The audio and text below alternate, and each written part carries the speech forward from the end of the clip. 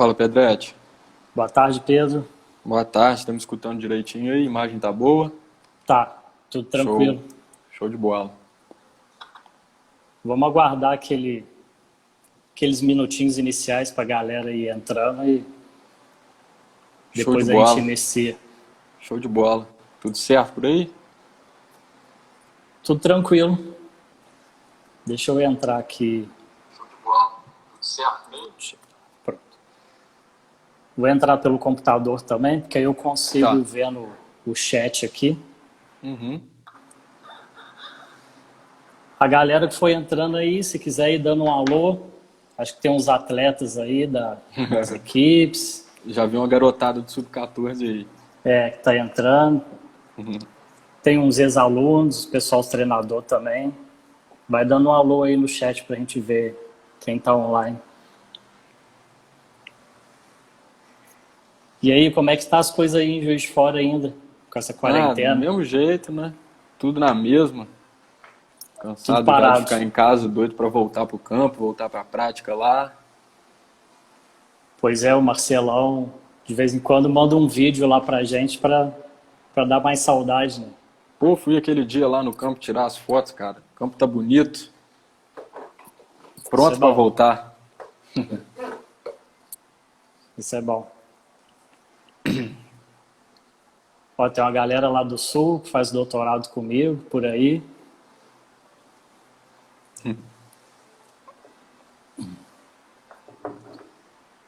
Chegou a conversar com o Marcelão? Sobre o quê? Será que o chefe não vai aparecer aí pra... Apareceu, eu vi que ele entrou aí, ué. Entrou? Entrou. Pelo menos apareceu ali, né? Ah, tem um amigo meu lá do Sul aqui falando que o handball é melhor que o futebol. Sabe de nada? O, o nosso orientador fala para ele que o handball é igual o latifundiário. Eles só ficam num canto da quadra ou no outro canto, né? O meio ali nunca, Não tem um nunca meio usa o termo, meio né? para nada. Podia diminuir a quadra e ficar só o ataque numa área e o ataque na outra. Cortar o meio, né? Isso.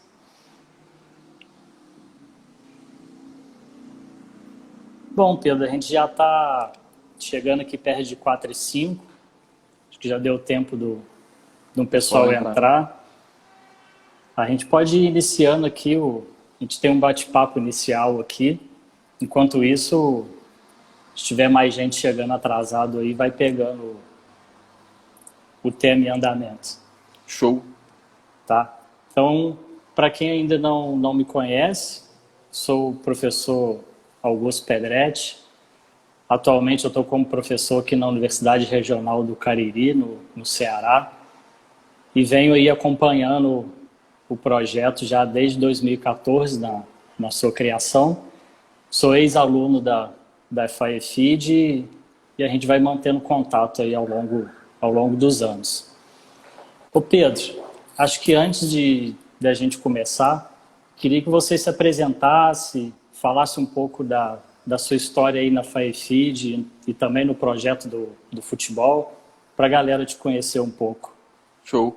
Então, Pedrete, para quem não me conhece, meu nome é Pedro, né? Já devem ter observado ali no folder da live. E eu entrei no projeto no ano de 2016, né? Então, ali no início do terceiro ano de trabalho do projeto, tá? Eu iniciei ali mais acompanhando, né? Acompanhando as categorias sub-13, acompanhava sub-17 também, mas como um estagiário ali fazendo uma observação, né? Aham, E aí no primeiro, no segundo mês ali meu de participação no projeto já surgiu o convite do Alex Nassif, que era o treinador do sub-17 na época, sim. a fazer parte da categoria, da comissão técnica da categoria sub-17, né? Então eu fui Aham, auxiliar do sub-17 no Campeonato Mineiro em 2016 e aí depois passei pela categoria sub-14 como auxiliar também, com o Wellington, passei na categoria sub-15 com o Tadeu, e foi quando surgiu em 2017 a oportunidade de assumir a equipe sub-11, né, que ela tinha aham, sido recém-criada, né, eu acho que era, se não me engano, era o primeiro ano da categoria sub-11, Então eu já assumi a categoria sub-11, mas foi coisa ali de 2, 3 meses, que foi quando surgiu a oportunidade de ir para os Estados Unidos pela primeira vez, né? Então eu realizo um trabalho aqui no projeto e também faço um trabalho com a Teta Brasil lá nos Estados Unidos, né? Depois dessa minha volta foi quando eu assumi a equipe sub-13 no ano de 2018, tá? Fiquei ali 1 ano e meio até o final de 2019 e nesse ano eu assumi a equipe sub-14. Essa é mais resumindo a minha história no projeto. Sei. O Tadeu brinca de ser o treinador mais campeão ali do projeto. A gente já conseguiu alguns títulos, né? Mas isso aí é o de menos, né? O importante é a gente estar ali formando atleta, formando ser humano, Isso. fazendo com que os meninos joguem o jogo de futebol bem, né? Então acho que isso é mais importante. O título aí foi só a consequência desse trabalho que a gente veio realizando aí. É o resultado do bom trabalho de todo mundo, né? Do grupo todo que está ali presente. Exato, o título não é do Sub-13, não é do Sub-14, o título é do projeto, né, dos meninos, de todo mundo. Isso, do grupo como um todo. Bom, então como a gente se planejou para hoje, nós vamos estar falando aqui da coerência entre as características do jogo e a intervenção do treinador. Então você poderia falar um pouco para a gente da característica do jogo de futebol, de uma maneira mais geral? Como é que a gente pode caracterizar o jogo do futebol?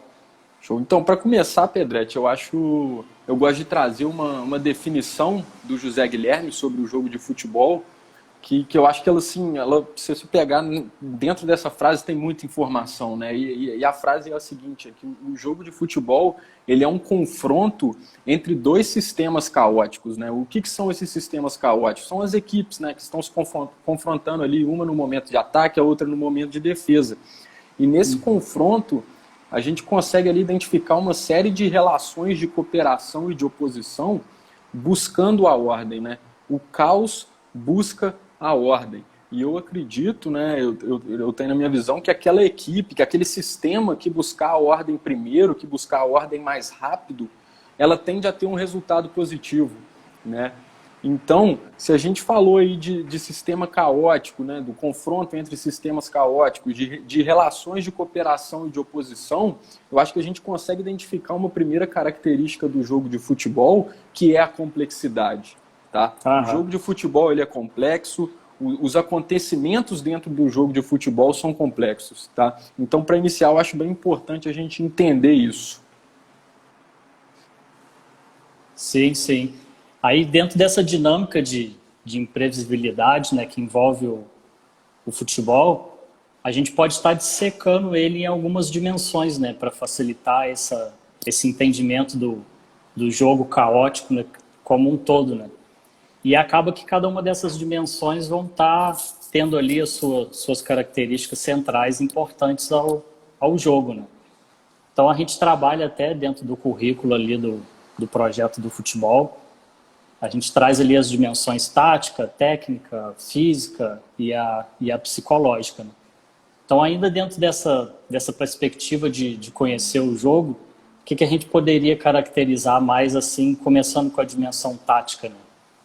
Show. Realmente eu acho que é uma forma mais didática da gente falar sobre essas características, né, e mais didática para a gente aplicar. E começando pela dimensão tática, o futebol ele é um jogo em que a frequência de acontecimentos, a ordem cronológica de acontecimentos e a complexidade desses acontecimentos, elas não podem ser determinadas com antecedência.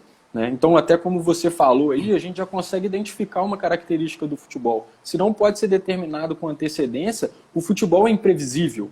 Tá? Então, se o jogo de futebol ele é complexo, se o jogo de futebol ele é imprevisível, esse aspecto tático estratégico dentro do jogo vai assumir uma importância muito grande, tá? Não só como no jogo, como na nossa preparação, né? Mas na nossa preparação a gente vai falar um pouquinho mais à frente na live, né? E agora, já puxando para a dimensão técnica, na dimensão técnica, o jogo de futebol ele é um esporte o futebol ele é um esporte de habilidade aberta, né?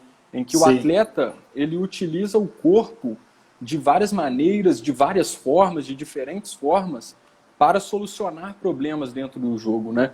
E para facilitar esse entendimento, eu acho importante a gente trazer um exemplo do que é o oposto, do que é um esporte de habilidade fechada, que a gente pode pegar como exemplo aí a ginástica artística, por exemplo, tá?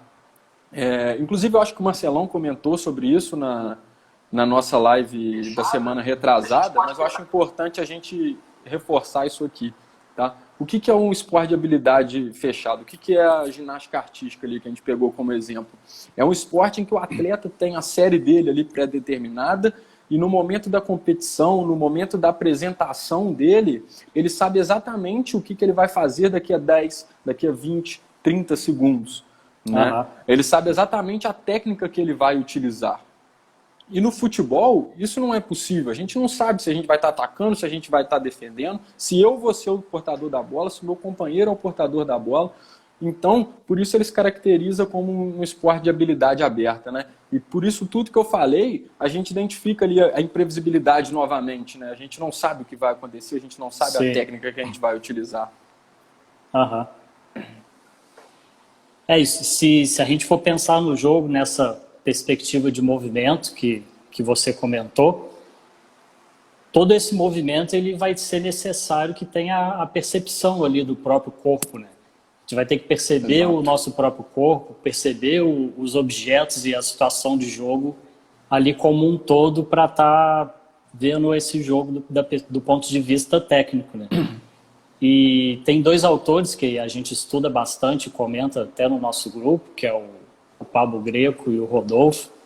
Nos livros e artigos que eles escrevem juntos, eles trazem até o conceito de capacidade coordenativa quando se fala em técnica. Então, ele e outros autores, eles vão estar considerando as capacidades coordenativas como um pré-requisito do movimento, independente do esporte coletivo que a gente for praticar, né? Então, é até uma característica que vem evoluindo ao longo dos anos. Tipo, até na minha iniciação esportiva ainda se trabalhava a técnica daquele jeito descontextualizado, né? Um de frente para o outro, fazendo passe, joga a bola ao alto, dá um cabeceio, né? E a gente já tem que as capacidades coordenativas, né? Elas vão dar uma organização assim, para uma determinada tarefa motora, né?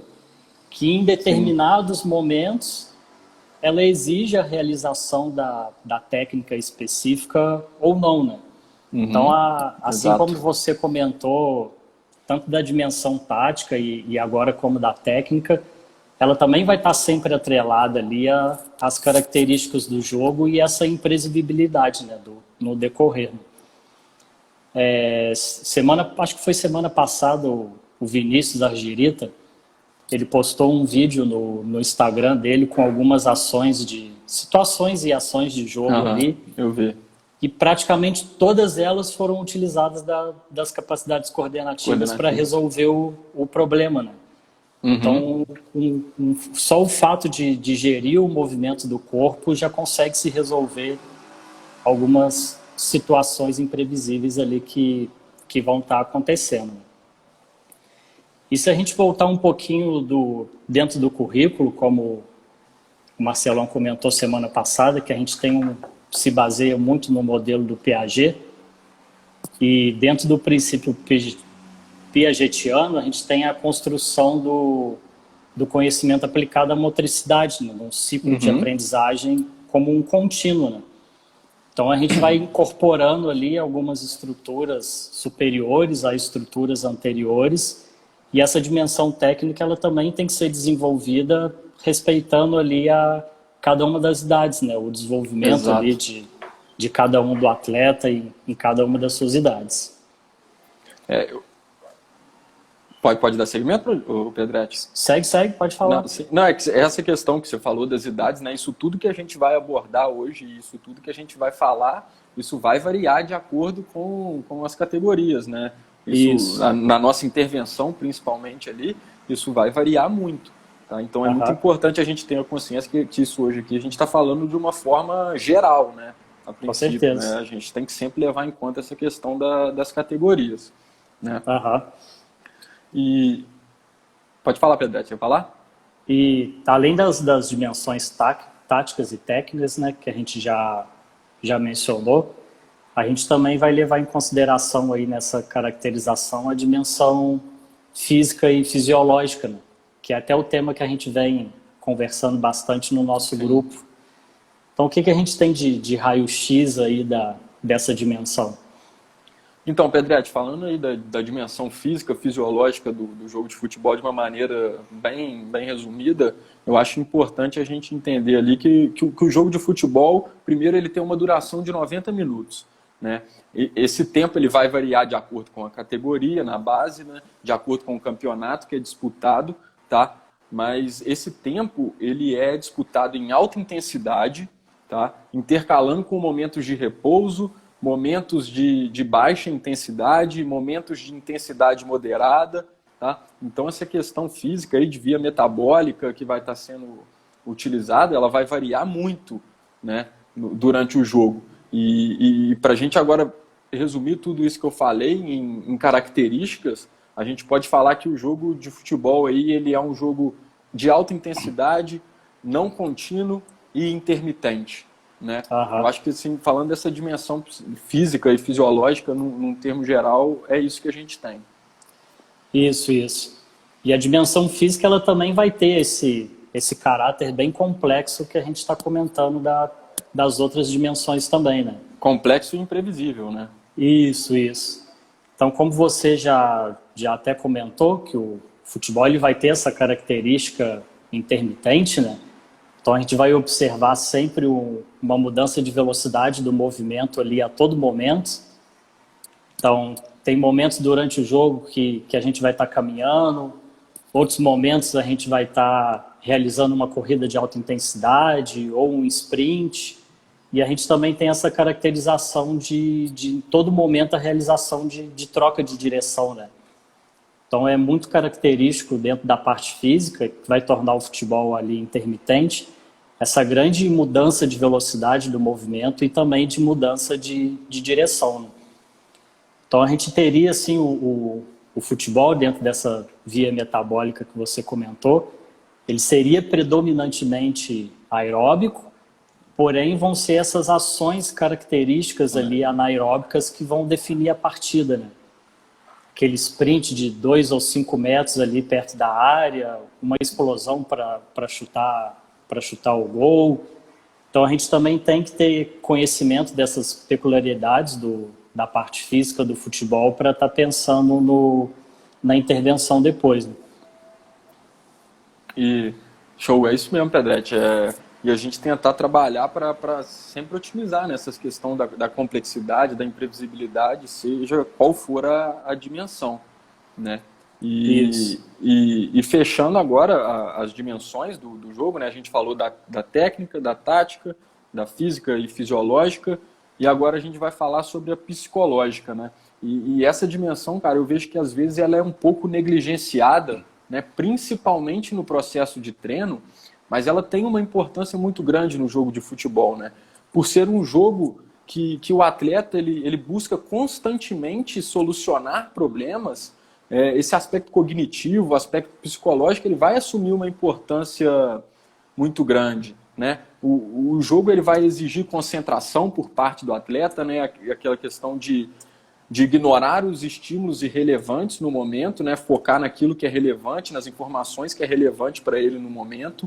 Aham. Ele deve saber lidar com situações adversas, né? Por ser complexo, por ser imprevisível, o jogo cria situações adversas. E o atleta tem que saber lidar com isso, né? E isso está muito relacionado com a questão do controle emocional, da inteligência emocional, né? O futebol, ele gera emoção. Não é só para quem está torcendo, para quem está assistindo, não. O futebol, ele gera emoção para quem está jogando. Só que quem joga, ele tem que controlar essas emoções para não deixar que isso afete no rendimento, no desempenho dele dentro do campo de jogo, né? Então, Aham. isso para mim talvez seja até o ponto-chave, né, da dimensão psicológica, o controle de emoções é muito importante, tá? A gente tem que se atentar a isso, a gente tem que procurar trabalhar isso, né? Aham. Essa é uma área nova do do conhecimento que vem crescendo bastante, né, sobre a psicologia do esporte. No início teve muita discussão se ela estaria mais perto da psicologia ou se ela estaria mais perto da educação física, e hoje a gente já tem esse braço dentro da educação física falando da psicologia do esporte, né? E ainda mais se tratando não só dos esportes coletivos, né, os individuais também, mas assim como você comentou, é importante estar desenvolvendo essas habilidades em equipe para reforçar um papel de um líder ou aprimorar a comunicação dos atletas com a imprensa, essas estratégias de enfrentamento com algumas situações ou pressões, né, por resultados, né? Então, às vezes a gente acha que o atleta ele tem ali uma vida tranquila, né? Mas no seu dia a dia ele vai ter ali muito estresse por pressão do resultado, né? O atleta fica naquela dúvida se ele vai conseguir manter o rendimento alto em todos os jogos. Tem essa pressão da torcida, que aqui no Brasil não é muito fácil, né? Então, assim como você comentou, a torcida ela é muito movida pela emoção e pela paixão, né? Então, às vezes, ela não consegue compreender todos os aspectos ali que o jogador está passando no dia a dia. E eu lembro até, foi depois das Olimpíadas de 2016, eu cheguei a acompanhar algumas reportagens e eu lia muito os jornais de fora para poder acompanhar também a visão deles que estava tendo aqui sobre o Brasil, e tinha muita imprensa estrangeira que ficou um pouco assustada com a torcida brasileira, porque estava sempre ali vaiando ou criticando, né? Que são aspectos que os atletas também vão ter que estar dando conta ali de segurar, né? Além da rotina pesada de treinamento, ainda tem todos esses aspectos psicológicos que é muito, muito relevante a gente estar levando em consideração hoje em dia, né? Sim, e o Pedretti, eu acho que é fundamental a gente entender que isso tudo é treinável. Tá? O atleta tendo experiências, tendo vivências, a gente consegue trabalhar isso, né? Quando a gente falar mais da intervenção do treinador, a gente vai abordar esse tema da dimensão psicológica dentro do treino, né? Mas eu acho que é muito importante a gente entender que é treinável, que a gente pode treinar essa dimensão psicológica, sim. Tá? Sim, sim. Até que o Guilherme Caporal, ele é um treinador de handebol lá no Rio Grande do Sul, até comentou aqui no chat que também vai estar muito atrelado ao atleta conseguir resolver alguns problemas, né? Mesmo com alto índice de fadiga, né? Então o atleta vai estar ali em alta pressão, às vezes no final de um segundo tempo tem algum pênalti para bater, né? Então esse trabalho psicológico também vai influenciar diretamente ali na performance, né? Exatamente, aí é que entra esse controle emocional, questão da concentração, dele focar, pô, tá acabando o jogo, é momento de alta pressão ali. Se ele deixar essa pressão falar mais alto, já era. Aí ele vai esquecer daquilo que ele tem que realmente focar, naqueles estímulos que o jogo está dando para ele, nas informações que o jogo tá dando para ele, e vai acabar se perdendo, né? Sim, exatamente. Então, Pedro, a gente trouxe aqui, né, as dimensões que a gente tem trabalhado ali no currículo e fez essa divisão ali mais didática para nortear ali o jogo. Lembrando que essas dimensões devem ser sempre levadas em consideração, né, nos nossos treinos e intervenções por parte do treinador. Então, acho que a gente poderia agora fazer um pouco dessa relação, né?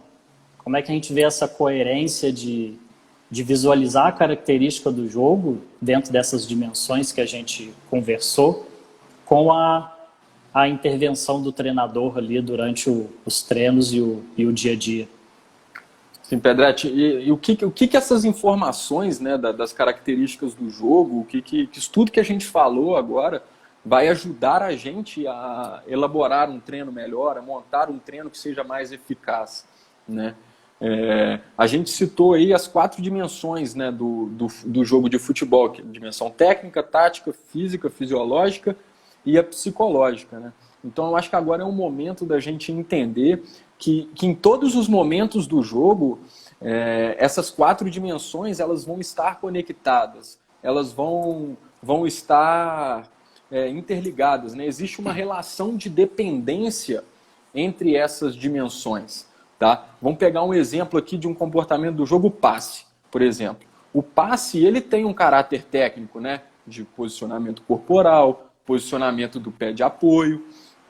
O passe ele tem um caráter tático, de intencionalidade. O que aquele atleta quer com o passe? Quer tirar uma bola da pressão, quer progredir no campo de jogo, quer quebrar uma linha do adversário. O passe tem um caráter físico, né? A gente sabe que o atleta ele tem que estar preparado fisicamente para dar aquele passe. Um atleta em fadiga, por exemplo, a gente pode pegar um exemplo da fadiga, ele não vai conseguir realizar o passe da mesma maneira, né? E o passe ele tem um caráter psicológico também, né? Por ser uma ação motora, existe o processo cognitivo, vai exigir a concentração, né? Se aquele atleta estiver estressado, ansioso, se estiver se sentindo pressionado, talvez ele não vai conseguir realizar o passe da mesma maneira, né? Então olha como é que essas dimensões elas se conectam, olha como que uma depende da outra, né? E para ficar bem claro isso que eu falei, a importância da gente conectar esses elementos, eu gosto de fazer uma analogia com a água, né? Vamos colocar uma situação aí que a gente quer apagar o fogo, né? Aí a gente usa a água para apagar o fogo, né? E qual que é a fórmula da H2O? Qual que é a fórmula da água? É o H2O, né? E a gente pretende apagar o fogo. Mas agora, se por um outro lado a gente separar os elementos da água, que são o hidrogênio e o oxigênio, e a gente jogar isso no fogo, a gente vai alimentar ainda mais o fogo, né? Então, olha a importância da gente conectar o hidrogênio e o oxigênio, que são os elementos, para alcançar o nosso objetivo, que é apagar o fogo. Né? E o futebol, ele segue essa mesma linha, né? Da gente integrar, conectar as dimensões, os elementos do jogo para a gente chegar num resultado positivo, né? E o que vai ser esse resultado positivo? Diminuir a complexidade, diminuir a imprevisibilidade do jogo, né? E se a gente sempre a gente treina para jogar, né? A gente treina para evoluir o nosso jogo, eu acho importante a gente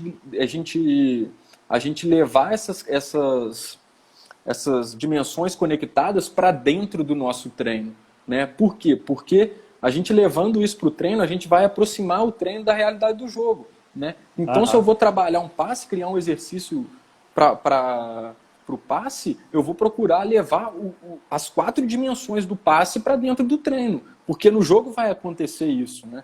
E eu acredito que a melhor forma da gente se preparar para algo, a melhor forma da gente treinar para algo é a gente tendo experiências com aquilo, tendo vivências com a realidade daquilo, né? Aí a gente pode trazer um exemplo aqui, outra analogia de dirigir, né? A gente sempre fala, a gente sempre escuta todo mundo falando que você só aprende a dirigir de verdade quando você tira a carteira, né? E por que isso é verdade? Porque depois que você tira a carteira, é o momento que você pode estar vivenciando a realidade do trânsito, vivenciando os componentes, as regras dos outros carros, né? E eu, por exemplo, eu aprendi a dirigir na autoescola. E nas primeiras aulas eu ia lá para o estádio municipal, onde não tinha regra de trânsito, não tinha outros carros, era só eu dirigindo.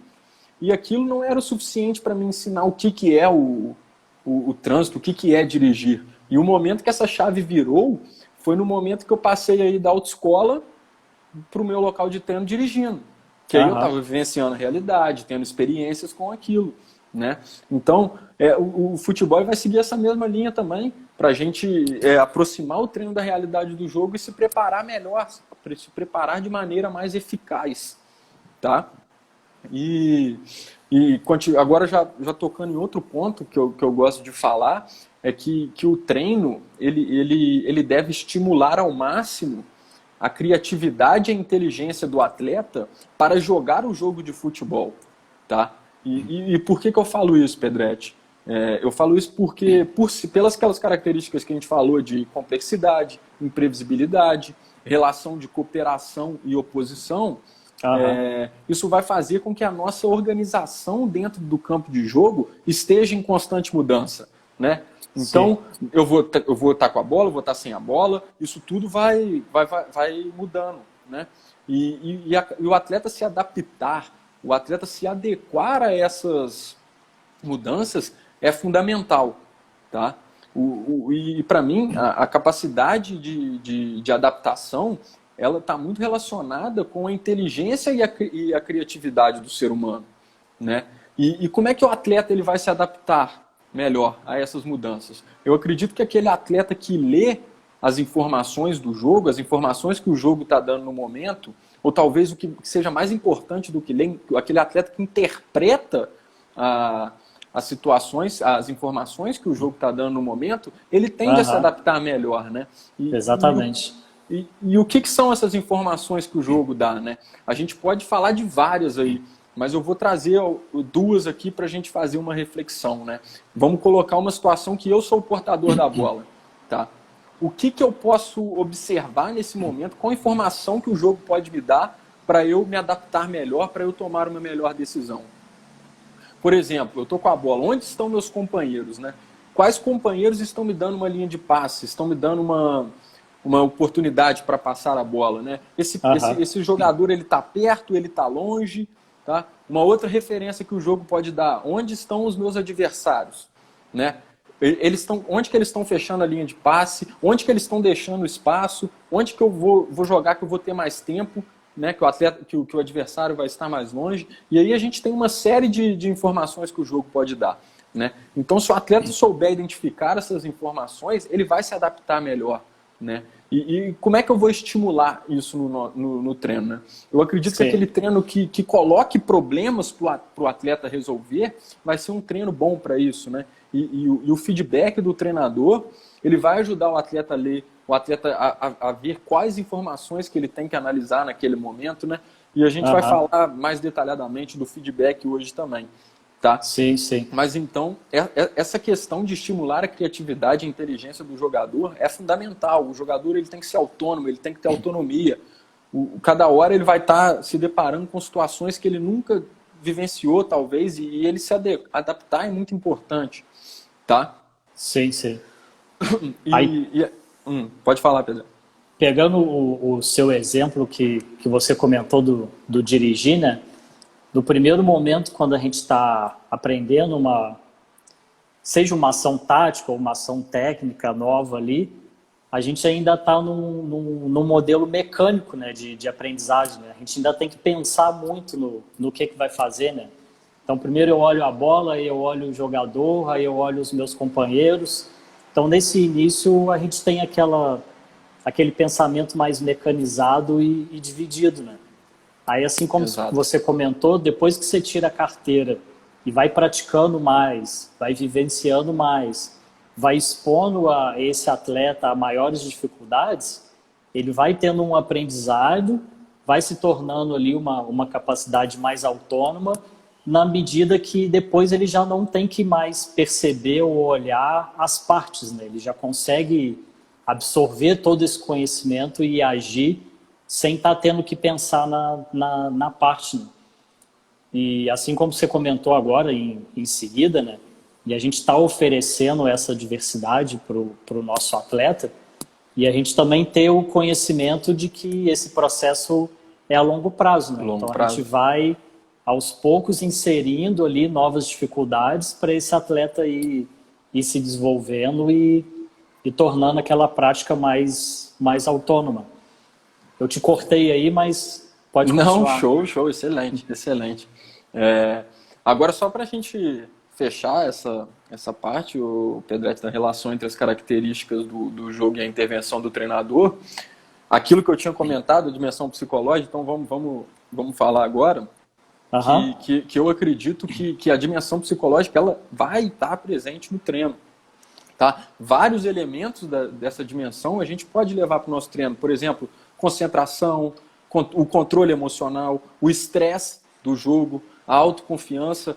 Tem vários, né? A gente pode levar vários. Mas como que eu acredito que a gente vai levar isso para o treino? Né? Eu acredito que o treino que desafie o atleta, voltando àquela questão de colocar situações, problemas, vai ser um treino bom para desenvolver essa dimensão psicológica, né? E o cuidado que a gente tem que ter é que esse desafio dentro do treino, ele tem que estar de acordo com a habilidade, com a idade, com a realidade do nosso grupo, do nosso atleta, né? Porque se eu criar um treino que o desafio é muito alto para a habilidade do meu atleta, eu vou gerar estresse, eu vou gerar ansiedade, tá?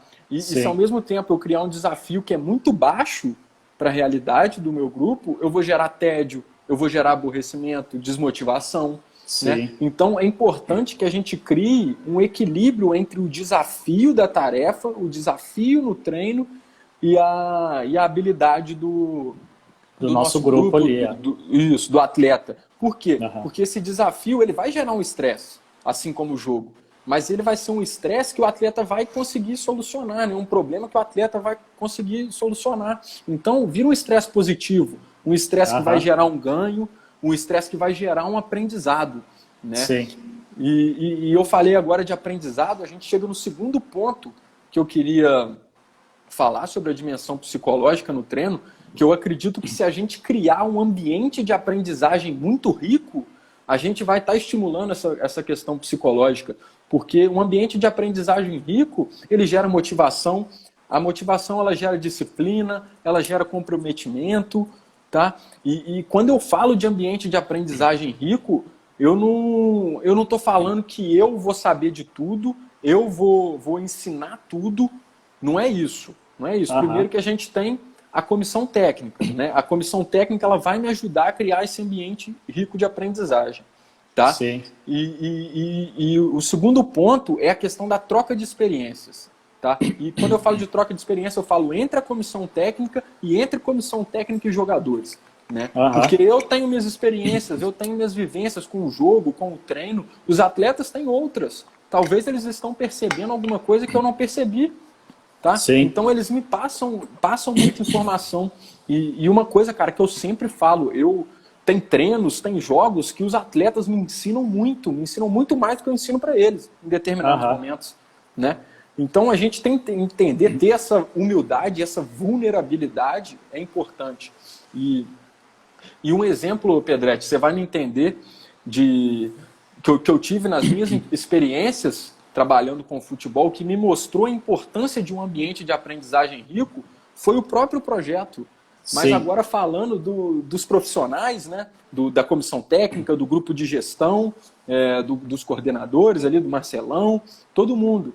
Porque a gente criou um ambiente de aprendizagem rico. As nossas, como é que fala? Os nossos grupos de estudo, as nossas discussões, elas são muito ricas. E o que é aquilo? É troca de experiência. É troca de experiência. Pessoas com ideias diferentes, com vivências diferentes, uns estudam mais alguma coisa, outros estudam mais outras, e acaba que um agrega o outro.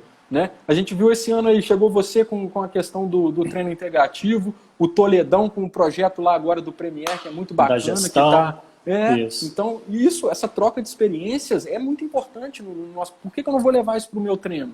Por que eu não vou entender o atleta, que eu não vou escutar o atleta? Tá? Essa troca de experiência gerando um ambiente de aprendizagem rico vai estimular a motivação, determinação, né? Um ambiente que você está rodeado de pessoas que dão o melhor, que se dedicam, que têm disciplina, fazem com que você tenha também, né? Te estimulam a ter. Então eu acho que a dimensão psicológica pode ser muito trabalhada dentro do treino nessas formas, né? Tem outras formas também, mas aí a gente não tem tempo suficiente para isso, né? Para entrar nessa questão. Senão a gente fica aqui só falando de dimensão psicológica. Isso. É um comentário ali que o Cambraia fez, que você comentou ali anteriormente, que a gente tem que ter, as nossas metas, elas têm que ser atingíveis, né? A gente tem que estar sempre desafiando o nosso atleta, mas desafiando de uma maneira que ele consiga aí vencendo aqueles obstáculos para poder crescer, né? E aproveitando que a gente ainda está um pouco nessa parte da coesão entre o jogo e o nosso treinamento, eu vou puxar aqui algumas perguntas que me mandaram aqui no particular. A primeira dela é em relação à dimensão técnica.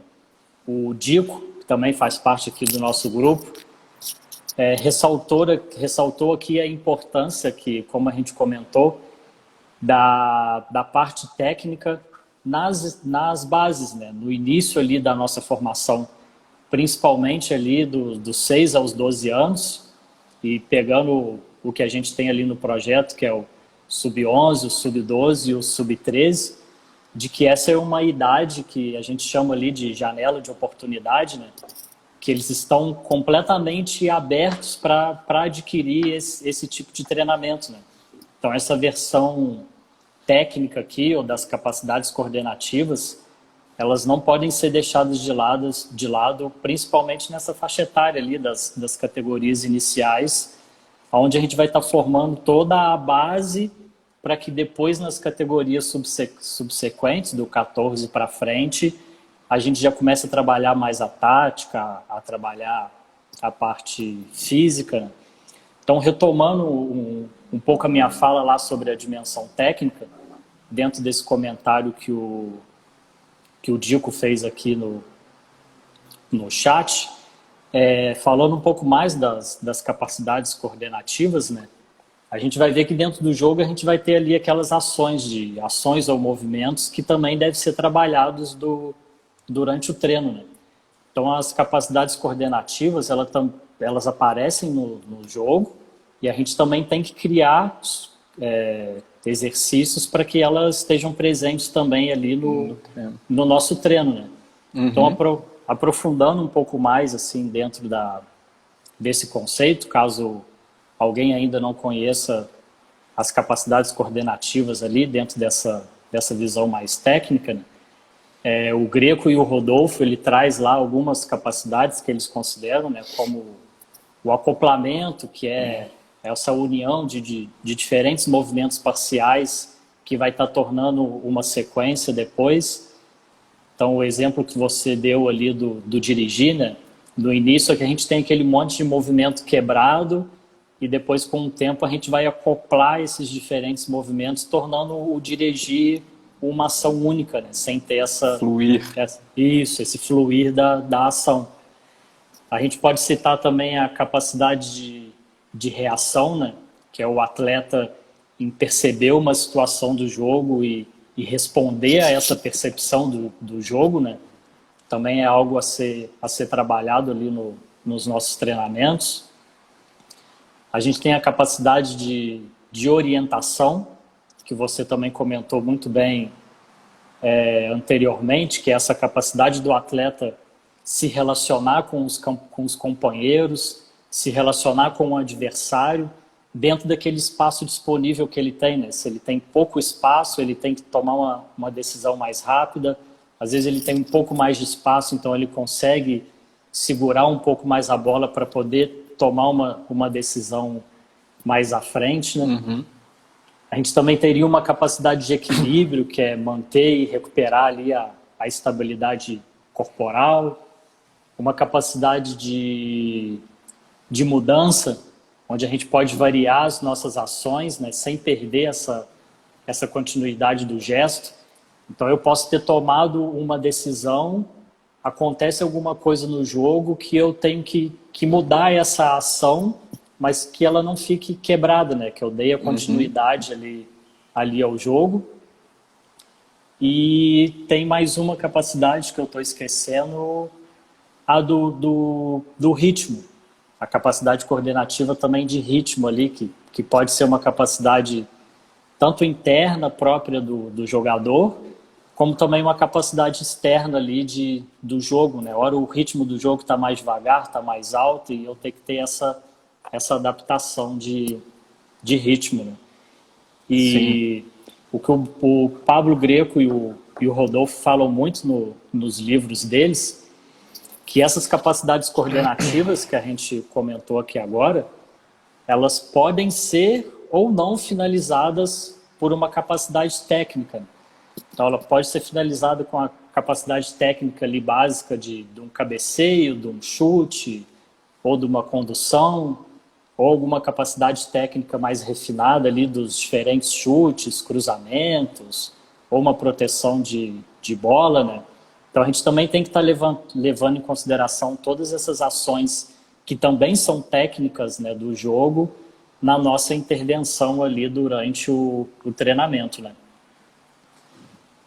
Dentro dessa parte técnica, quer fazer algum comentário, Pedro?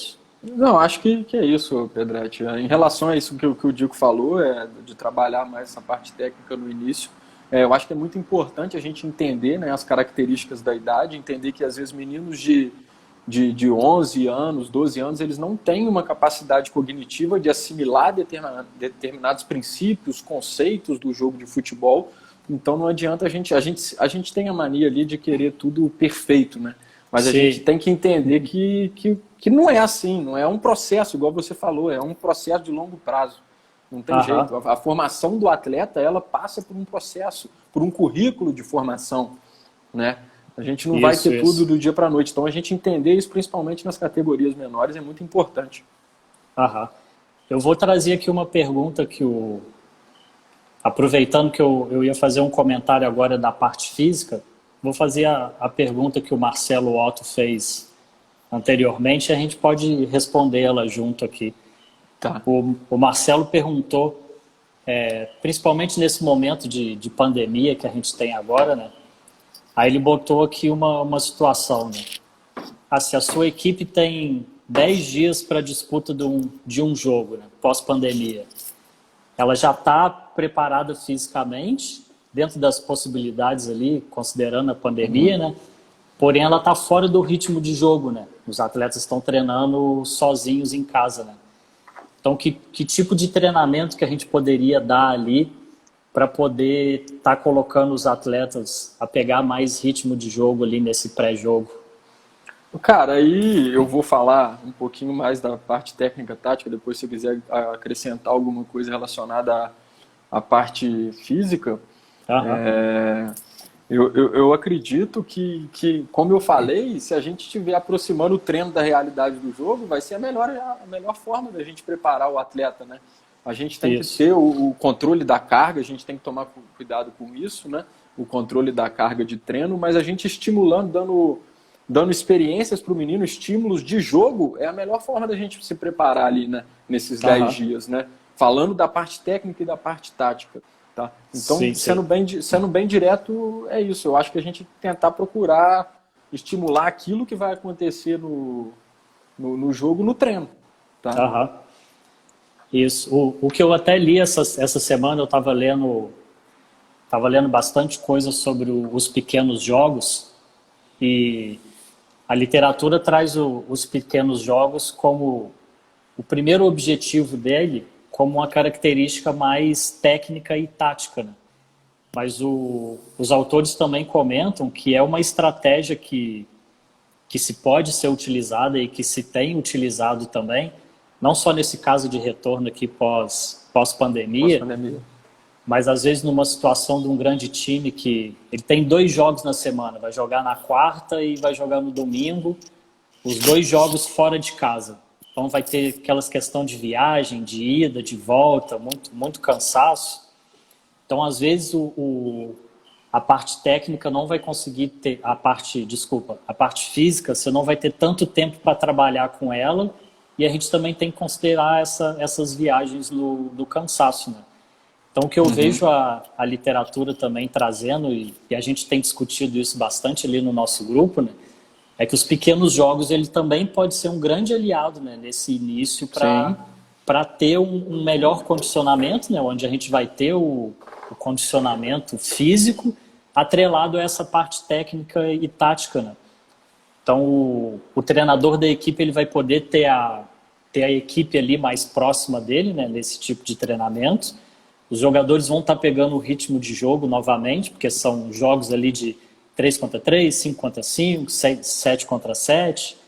E cada um deles também vai ter uma característica física ali, né? A gente consegue ter um sim, treinamento que o principal objetivo é técnico e tático, mas tem uma vertente física também interessante. Então, a parte dos pequenos jogos acho que seria uma alternativa, né, desse sim. retorno. Sempre vai ter, né, Pedro? Aquela questão que a gente falou das dimensões se conectando, interdependentes, né? O meu treino técnico, tático ali vai ter um caráter físico também, Isso, né? isso. Então isso a gente tem que levar em conta. Aham. Vamos avançando então, Pedro. Eu tinha aqui algumas coisas da parte física para falar, mas depois a gente vai conversando nos comentários, que Tá. esse vídeo vai ficar gravado. Eu vou avançar aqui então para o terceiro momento que eu tinha previsto aqui para conversar contigo, que a gente já está faltando aqui 10 minutos para finalizar, né? Eita. Então, dentro dessa perspectiva que a gente comentou da característica do jogo, da coesão entre essa característica e o treinamento, a gente também vai ter esse papel mediador no processo, né? Esse papel de liderança do treinador ali frente à sua equipe, né? Sim, sim, Pedretti. Eu acho que a gente tem que entender ali que o treinador e a comissão técnica, né, são os líderes do processo, né? E quando a gente fala de liderança, eu acho muito importante a gente entender que liderança é sobre pessoas, né? Liderança não é sobre metodologia de treino, liderança não é sobre procedimento de treino, tá? Liderança é sobre pessoas, sobre o ser humano, né? Então, eu acredito que a eficácia do líder ela vai depender das características do líder e das características do grupo, né? Tem que ter uma coerência entre essas características, né? Entre essas características, entre os objetivos, né? Porque se eu tiver um objetivo dentro do meu grupo e meus atletas têm outro, não vai dar certo, né? A minha liderança não vai ser eficaz, tá? E para mostrar isso, Pedretti, eu gosto de falar que o rendimento do atleta, falando de liderança, ele vai depender de 3 tipos de comportamento do líder, né? O comportamento atual, o comportamento requerido e o comportamento preferido. Tá? A gente vai falar o que são esses comportamentos. Tá? Mas onde que a gente vai encontrar um resultado positivo? Quando o líder for capaz de adaptar o seu comportamento atual, né, de acordo com o comportamento requerido pela situação e o comportamento preferido pelos membros do grupo. Tá? O que é o comportamento atual? É a forma como o treinador se comporta, né? Aquilo que ele pensa que ele vai dar certo, a forma como ele interage com os atletas, que ele se comunica com os atletas. Tá? E o que é o comportamento requerido pela situação? O comportamento requerido pela situação é a questão do contexto, né? Que contexto que ele está inserido? Ele está na base, ele está no profissional, ele está num clube de rendimento, numa escolinha, tá? Isso tudo vai como é que fala, balizar o comportamento do treinador. Porque não significa que um bom treinador do profissional vai ser um bom treinador na categoria sub-11. E do mesmo jeito ao contrário, um treinador no sub-11 não significa que vai ser um bom treinador no profissional. Por quê? Porque são comportamentos que a situação exige que são diferentes. Tá? E agora, levando para o comportamento preferido pela situação, o que é o comportamento preferido pela situação? Aí a gente entra mais no individual ali, talvez, né? De entender o que os atletas, como é que eles aprendem, quais dificuldades que eles têm, facilidades que ele tem. Tá? Então aí a gente entender, porque, bom, por exemplo, às vezes a gente dá uma bronca no menino, vamos colocar uma situação assim. A gente dá uma bronca no menino e ele se desmotiva, ele abaixa a cabeça, perde a confiança. Mas tem outro atleta que você deu uma bronca, ele vai adorar. Ele vai se motivar, vai falar, não, eu vou provar que eu sou melhor que isso, eu vou provar que eu consigo. Então a gente entender isso é muito interessante. E uma experiência que eu tive, cara, na minha vivência profissional, que me deixou muito claro isso, foi essa questão de trabalhar no projeto e nos Estados Unidos. Tá? Porque são contextos totalmente diferentes. Eu vou explicar por quê. Primeiro, pelo aspecto cultural. Né? A cultura do futebol no Brasil é totalmente diferente da cultura do futebol nos Estados Unidos. Muito diferente. Muito diferente. Tá? Outra questão. Lá nos Estados Unidos eu trabalhava com uma equipe sub-13 também, mas tinha um grupo, cara, de meninos de 4, 5 anos de idade. Né? Agora, você imagina se eu levo o meu comportamento do sub-14 aqui no projeto. Tá? Que eu estou preparando os meninos para disputar um campeonato mineiro. Para esse meu treino com um grupo de 4, 5 anos. Vai dar certo? Lógico que não. Com certeza não. Eu tenho que mudar minha abordagem, eu tenho que mudar a minha forma de se comportar ali naquele ambiente. Tá? Então, o treinador ele tem que entender isso. Como a gente falou que o atleta tem que se adaptar, o treinador tem que ter essa capacidade de adaptação também. É fundamental. Tá? Claro, com certeza. E o Pedretti, para a gente continuar falando dessa questão do comportamento preferido, eu acho que a gente entra talvez na essência da liderança, né? Que é respeitar a individualidade. Entender que por trás do atleta existe o ser humano. Existe o ser humano. Então é importante que a gente se conecte com as pessoas, né? E quando eu falo de se conectar com as pessoas, é aquilo que eu falei de entender, né? Pô, como é que você aprende? Você aprende mais quando você está fazendo, quando eu estou demonstrando, quando eu mostro na prancheta, quando eu passo um vídeo, tá? E a questão da bronca lá, pô, o atleta às vezes não rendeu, não teve um bom desempenho no treino, em vez de dar bronca direto, chego no atleta e pergunto, o que aconteceu? Né? Por que você não está rendendo? Talvez o menino está com um problema em casa, com um problema no colégio, né? Então o líder ele tem que entender isso, ele tem que ter empatia, né? O líder ele tem que ter empatia. E se a gente falou de empatia, a gente falou de valores, né? E eu acho que uma outra coisa que o líder deve cultivar, inclusive o Bernardinho, né? Treinador da seleção de vôlei, ele fala muito isso, né? Que os valores dentro de um grupo eles são inegociáveis. Sim, os valores são exatamente. negociáveis. Vai negociar salário, pode negociar o horário do treino, duração do treino, pode negociar qualquer coisa. Mas os valores não. Os valores eles estão ali para serem seguidos, né? E o cuidado que a gente tem que ter como treinador, Pedretti, é que a gente às vezes cultiva valores que a gente mesmo não tem, né? Então a gente não pode fazer isso. Por exemplo, eu sou um cara chato com horário, né? Eu sou chato. Eu sei todo dia, todo treino eu reclamo com quem atrasa, eu reclamo com os meninos, ó, não pode chegar atrasado, tem tudo planejado. Mas imagina se eu cobrasse isso dos meninos e eu chegasse atrasado. Não faz sentido. Não faz sentido. Então, se eu cobro pontualidade, disciplina, comprometimento, eu tenho que ser um cara pontual, eu tenho que ter disciplina e eu tenho que ter comprometimento, né? Então, os nossos valores a gente tem que passar para os atletas, né? E a gente tem que tomar cuidado para não cobrar dos meninos aquilo que nem a gente faz. Sim. Né? Eu vou aproveitar aqui a fala do Cambraia. Lá em cima ele chegou a perguntar aqui como que foi o aprendizado do Pedro com relação ao relacionamento interpessoal entre os membros da comissão técnica e dos atletas. Eu vou aproveitar essa fala dele para fazer uma fala final aqui, que a gente já está fechando 1 hora. Um pouco dentro disso que você falou, né? Da gente ter os valores bem definidos, não abrir mão deles de forma alguma, e da gente também ter esse respeito de saber que a gente sempre tem alguma coisa para ensinar, mas a gente também tem muito que aprender, né? E é uma característica muito legal ali do grupo do futebol, é que a gente tem dentro do mesmo grupo, desde o Marcelão, né, que já é professor há muitos anos, até alunos que vai passando por todos os períodos, que ainda estão no primeiro período, e todo mundo ali tem algo para contribuir, né? Tá sempre trazendo uma coisa nova, um questionamento, um ensinamento. Então essa relação ali do grupo, tanto dos treinadores quanto dos atletas, com os pais, de todas as categorias ali, é um aprendizado muito rico que a gente tem podido ter ali com esse projeto de extensão do futebol, né?